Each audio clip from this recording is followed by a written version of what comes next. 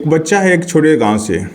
रात के 2 बज रहे हैं, सो नहीं रहा है क्योंकि उसके पिता ने खेत बेच दिया है, माँ ने गहने गिरवी रख दिए हैं और उस घर में एक ही सपना है कि मेरा बेटा डॉक्टर बने। उस बच्चे को नहीं पता है कि जिस परीक्षा के लिए वो दिन रात मेहनत कर रहा है उसका पेपर कल सुबह किसी अमीर बाप के बेटे के व्हाट्सएप पर पहले ही आ चुका होगा 50 लाख रुपए। यह कहानी एक बच्चे की नहीं है बल्कि ये कहानी है 10 करोड़ बच्चों की, जिन्हें इस देश के सिस्टम ने बार बार सोच समझकर धोखा दिया है। पहले जरा समझते हैं ये मामला कितना गहरा है। 2005 से 2026 तक भारत में 220 से ज़्यादा बड़े परीक्षा घोटाले दर्ज होते हैं। हर साल अप्रॉक्सीमेटली 12 परीक्षाओं की में धांधली होती है। नीट हो, JEE, UPSC, SSC, CBSE, police भर्ती, टेट, कोई परीक्षा बची नहीं है, कोई सपना सुरक्षित नहीं रहा।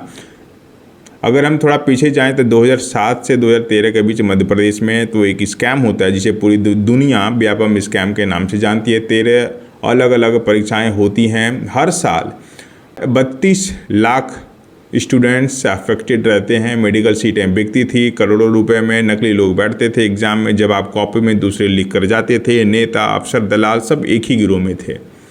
2000 से ज़्यादा गिरफ्तारियां हुई थी। सुप्रीम कोर्ट ने इसे मास फ्रॉड कहा और इस स्कैम से जुड़े 40 से ज़्यादा लोग मिस्टीरियस वे में मारे गए या मर गए। गवाह, आरोपी, पत्रकार सब चुप करा दिए गए। 2015 APMT देश भर के 10 राज्यों में व्हाट्सएप पर पेपर पहले ही फैल जाता है। पूरी दुनिया देखती है इसे। परीक्षा पूरी रद्द कर दी जाती है। 2017 में SSC CGL, 2018 में CBSE class 10 maths, class 12 economics.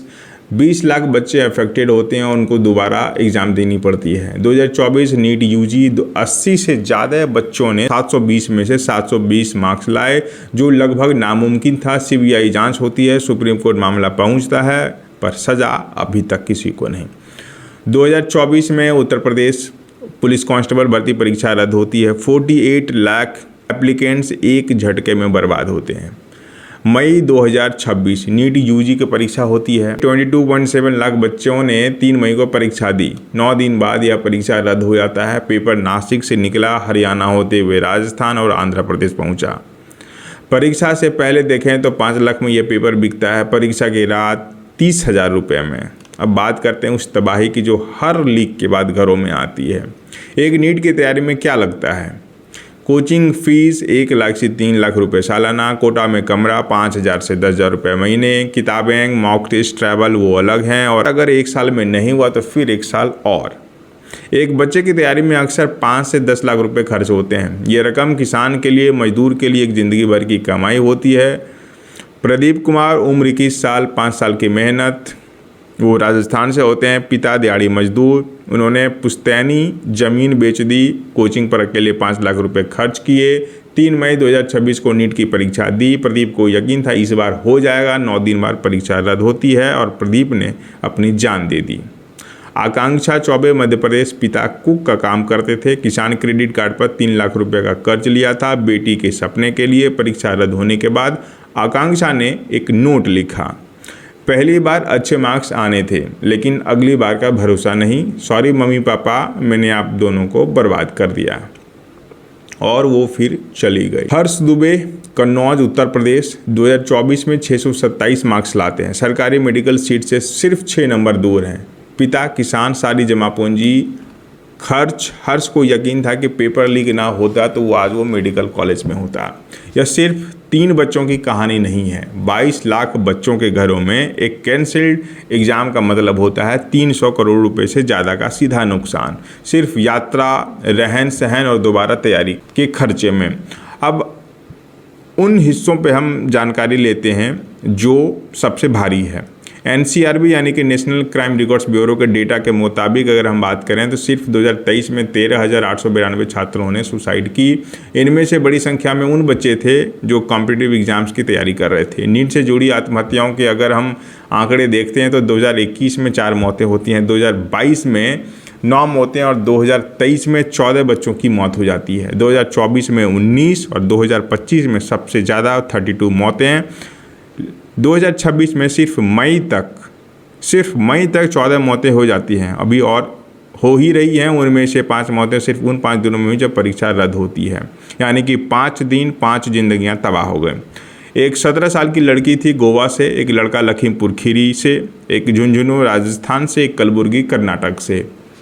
अगर हम देखें तो 81% मामलों में उम्र बच्चों की 15 से 20 साल होती है और सिस्टम को खबर है, उसे बस आपकी परवाह नहीं है। हम उस एजेंसी की बात कर लें जो एग्ज़ाम करवाती है। एनटीए यानी नेशनल टेस्टिंग एजेंसी हर साल 20 से ज़्यादा बड़ी परीक्षाएं करवाती हैं, 60 लाख से ज़्यादा बच्चे पार्टिसिपेट करते हैं। उसके पास कितने स्टाफ हैं? सिर्फ 22 परमानेंट एम्प्लॉई हैं, 38 कॉन्ट्रेक्चुअल लेवल पे हैं और 138 आउटसोर्स्ड है। यानी जिस एजेंसी पर करोड़ों स्टूडेंट्स के सपनों की जिम्मेदारी है, उसके पास एक छोटी सी दुकान जितना भी स्टाफ नहीं है। And this information was given by the ministry of education in the parliament. आप सोच के देखिए कितनी बड़ी साजिश चल रही है हमारे देश के अंदर। 2024 में संसद ने public examination prevention of unfair means act पास किया, जिसमें 3 से 5 साल की जेल और 10 लाख का जुर्माना रखा गया। 1 साल बाद नीट पेपर फिर लीक हो जाता है। 148 पूरे मामले होते हैं, सज़ा सिर्फ 1 को मिलती है। क्या आपको अभी लगता है कि ये भूल से हो रहा है या डिज़ाइन बन चुका है या एक सिस्टमैटिक तरीके से बच्चों को बर्बाद किया जा रहा है? आज भी कोई बच्चा किसी गांव में रात के 2 बजे पढ़ रहा है, उसे नहीं पता है कि उसका पेपर बिक चुका है। वो बच्चा बस यही सोचता है थोड़ा और पढ़ूंगा तो शायद हो जाएगा। सवाल यह है कि इस देश में क्या गरीब का बच्चा सिर्फ मेहनत के दम पे आगे बढ़ नहीं सकता है? जवाब तो आपको पता ही है, क्या आपको मिल रहा है? अगर आपको लगता है कि हर बच्चे को बराबरी का मौका मिलना चाहिए तो यह वीडियो ज़रूर शेयर करें, लाइक करें, क्योंकि जब तक आवाज़ नहीं उठेगी सिस्टम नहीं बदलेगा। और सिस्टम हम बदल सकते हैं जब तक साथ मिलकर हम एकजुट होकर आवाज़ उठाएंगे।